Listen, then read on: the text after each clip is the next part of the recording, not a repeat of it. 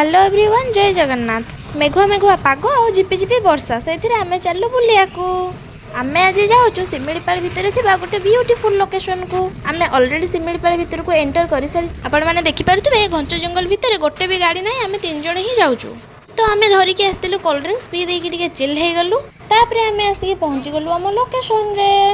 View को देखिकी party बाहर just wow. पहाड़ चढ़ी चढ़ी जाऊ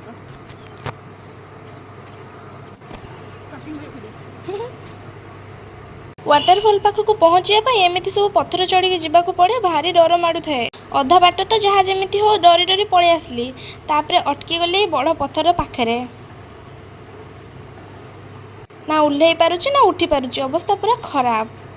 बहुत कष्टे मष्टे फाइनाली आसिक मु पहुँची गली वाटरफॉल पाखरे। वाओ कि मस्त लगुच। एठी आम बहुत सारा मजा मस्ती कलु। देन बाहरी गलु नेक्स्ट लोकेशन को। देखा नेक्स्ट वीडियो।